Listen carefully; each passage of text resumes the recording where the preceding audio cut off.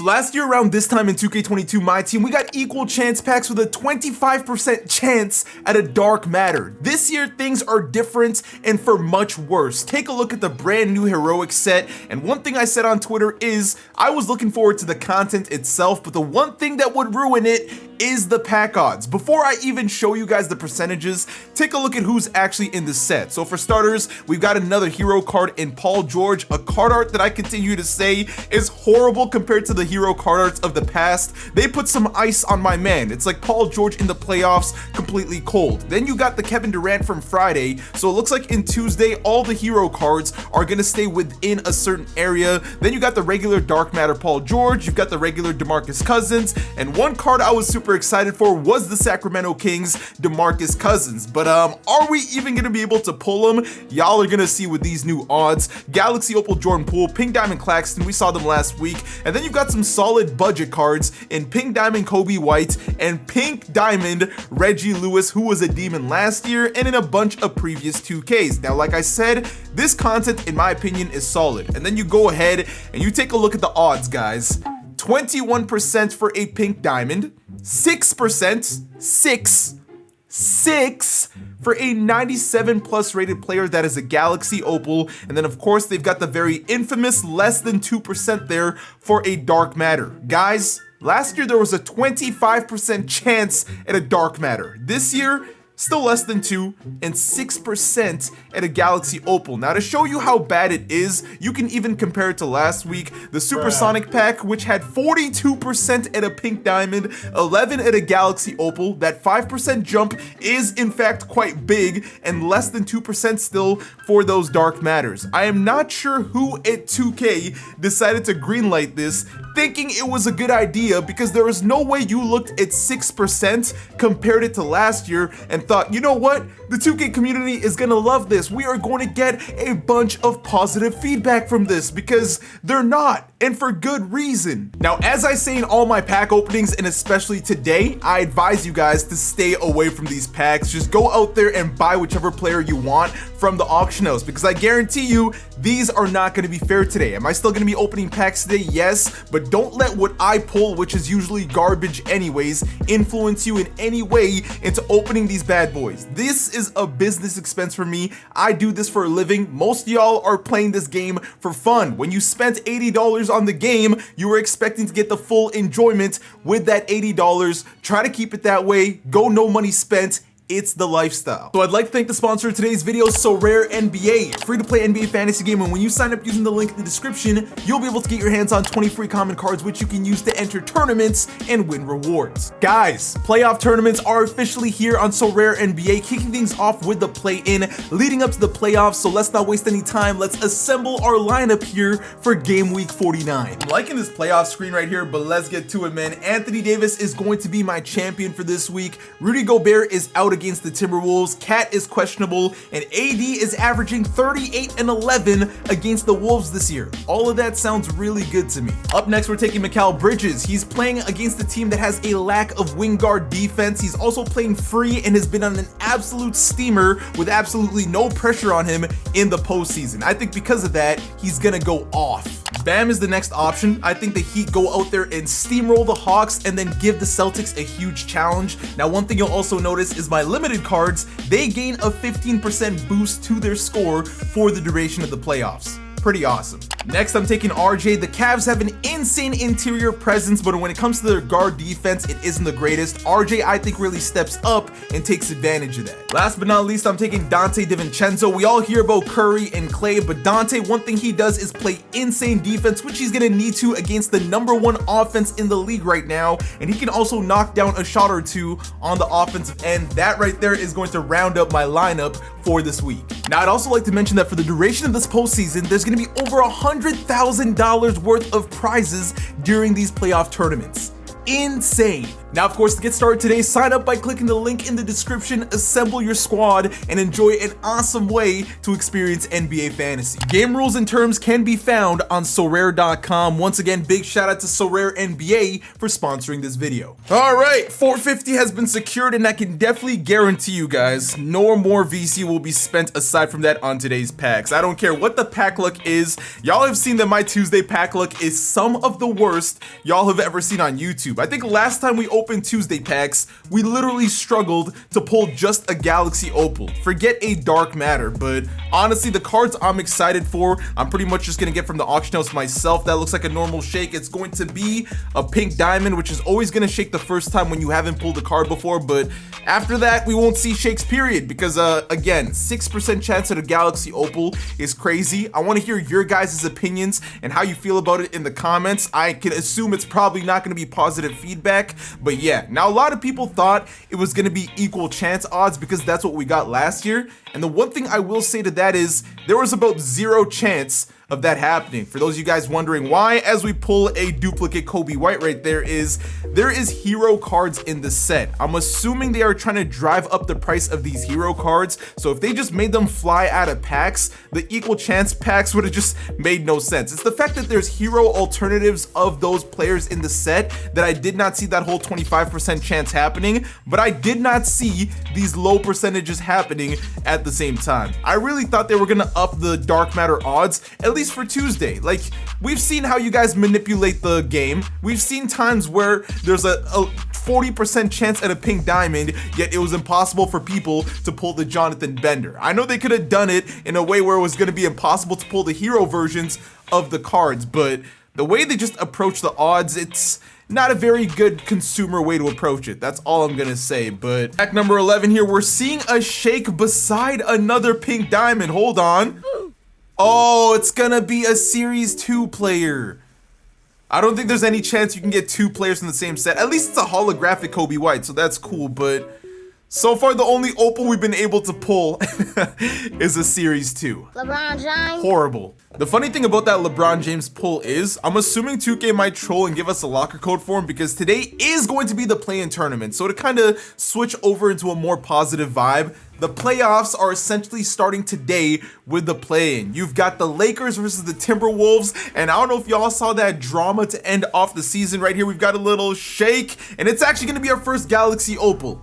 I'll take that right there, but you got Rudy Gobert punching his own teammate. You got Bones Highland pushing Miles Plumlee. You got Jaden McDaniels punching a wall and breaking his own hand before the playoffs. I mean, this was one of the wildest, and shout out to the Galaxy Opal DeMarcus Cousins pull right there, but one of the wildest endings to a season I've ever seen. You've got people being pulled from the G League in Kenneth Lofton Jr. on the Grizzlies, going out there and dropping 42 and 11.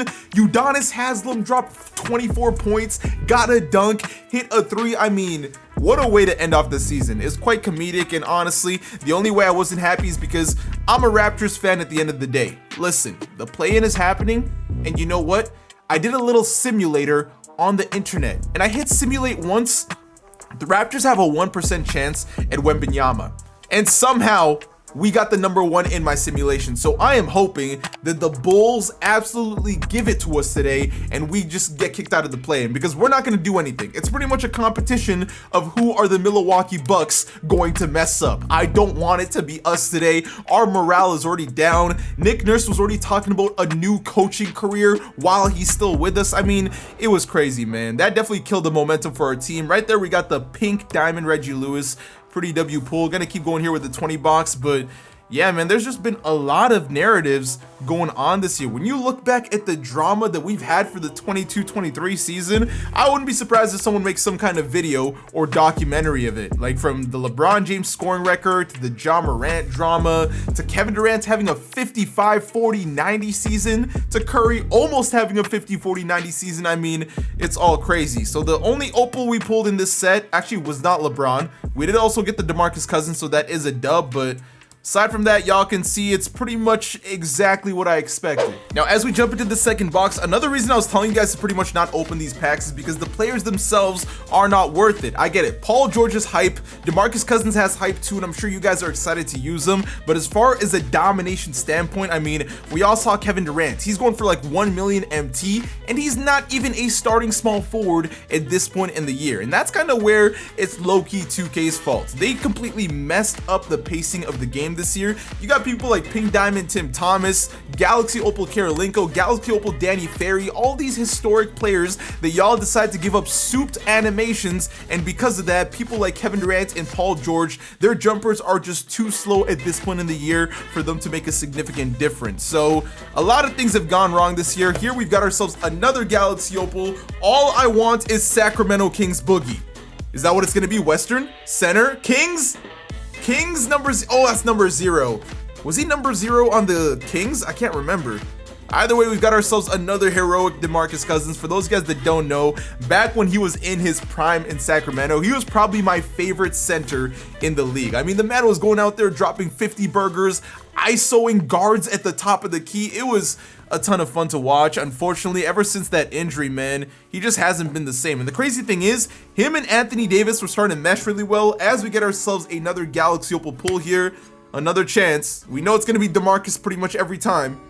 Don't be the number 0. 15. Yes, I think it was number 15. It just hit me in my memory, but right here it's gonna be another Pelicans. But yeah, man, him and AD, they were really becoming the duo up until he went down towards the end of the season. It was when they were starting to mesh too. Very, very unfortunate. You've also got Paul George, who right now is out, and they're gonna need him badly against the Suns. Now, I think it's confirmed he's already gonna be out for all of round 1, so that really is unfortunate because every single year, it's just always something with the Clippers. We've never gotten to see them at full strength, and when we did, they made the Western Conference Finals up until Kawhi kind of got injured, and then they blew a 3-1 lead. It was all kind of crazy. Pack odds are now starting to calm down, but one thing I do want to ask you guys in the comments as well is, who do you have winning every single play-in tournament? For me, I think I got to go with the Lakers beating the Wolves, and then I've actually got the Chicago Bulls beating my Raptors. I hate to say it, but a lot of people are not paying attention to how much better the Chicago Bulls have gotten defensively. They've got the 4th best defense in the league since the All-Star break. I don't know what Billy Donovan and Pat Beverly decided to do, but I guess that's what Pat Beverly really does for a team. He amplifies people to play defense. And then I've got the Miami Heat beating the Hawks. I just think in that case, the Heat are gonna perform much better under pressure. And then in the West, Pelicans versus OKC is super spicy. I think Shea and Brandon Ingram, they're gonna go out there and ball, but it's gonna come down to their role players. If the role players can step up, whichever team has their role players step up more, they're gonna win. And I think it might be the Pelicans because Trey Murphy's tough. Valanciunas is a big man that OKC just doesn't have, so it'll be interesting. But again, big shout out to OKC for even making it as far as they did this season, just because everybody thought they were winning like 15 games max this season in the ultimate tank for Wembanyama, man. But yeah, right here we're jumping into the last 20 bucks. I mean, the only benefit, and I'm not even calling it a benefit, is you get to open more boxes because packs are cheaper on Tuesday. But again, man, I guess now we're getting the Galaxy Opals, which is a good sign, but that's really the only shake we're seeing at this point because we've already pulled the other pink diamonds. Please be from the Kings. See, this is what I'm talking about, guys. When you're pulling an opal, you already know probably like 9 out of 10 of those opals are going to be this DeMarcus, and 1 out of 10 will be the Kings one, because the Kings one, I think it has like 10 extra Hall of Fame badges or something. Correct me if I'm wrong, but I mean, the hero cards are noticeably better. Last year, it was like 2 extra Hall of Fame badges, or maybe that was the year before, but it wasn't as crazy as it was this year. But hopefully they add some alternatives to getting hero cards for the set that isn't just from packs, like doing agendas and stuff like that for a free one. That's what they've done in previous years. So again, I'm confused as to why they're avoiding things that worked so well last year. Right here, we got ourselves yet another Galaxy Opal. We know it's gonna be him, and I'm pretty sure that's another Pelicans jersey. Number, yup. Well, even though the odds are 6%, it feels like within that 6%, 90% of that 6% is indeed the Pelicans guy right here. Oh, I thought that was a dark matter. It shook a little bit slow. Can I please walk away with Sacramento Boogie? That's literally all I want, and I think I see that white jersey again, which is gonna mean number 0. Yeah, so I think it has to be a very obvious purple jersey for DeMarcus, but y'all can see that the cards you're gonna want, or the cards that people are even gonna pull, I guarantee you this guy's probably gonna be going for like 10K, maybe even 15K. We'll have to see, but yeah, I am really hoping that the pacing next year is a lot better, because I'm excited to use someone like Boogie simply because he was one of my favorite centers in the league. But I know at the end of the day, Taco Fall and Yao Ming are gonna absolutely dominate him. And y'all see that in most of my videos, I get so tired of these meta cards, so I don't even own a Taco Fall card, and rarely do I put Yao Ming on a lineup in a gameplay. I mean, y'all can look it up. The last time I was really using Yao like that, it's been pretty much since his own gameplay. I get so bored of mashing and scoring only one way. Right here, we get ourselves another pink diamond. There is one of the heroes, Speedy Claxton. That's the only hero that we have pulled today, and it was the pink diamond duplicate from Friday. So that is a little bit unfortunate, but right here, 16 out of 20, getting towards the end of this pack opening, and yeah, to no surprise, like, there's no reaction on my face because there was no chance I thought we were gonna pull any of the dark matters, especially Katie and Paul George. It's just, I know the odds are gonna be awful to start the year up until we start seeing invincible cards in my team. Good luck pulling dark matters in my team, my friend. Another Kobe White. Can we end it off with one more Kobe White? Little three-peat Chicago Bulls? Nope, it's gonna be Scottie Pippen Jr. Give him a good my team card too. I wanna use the Pippen boys. Opening a couple singles here to finish off the pack opening. Can we pull a miracle off and even get a hero DeMarcus? I don't even want a dark matter. Oh, for a second I was like, bro, did I just do that thing where in the video I say, don't touch the packs, they're horrible, and then I get blessed? Come on, please be King's Boogie. Wait, that's not even Boogie. Oh, God. Well, we technically asked for a hero card art and we got it, so thank you for the troll, 2K. Thank you for the troll. W troll. W troll. Need to end this video off on a shake. Yup, because I need that hero Y'all are not doing this. Y'all are making a pink one shake for my last pack. I'm not opening this pack. Goodbye.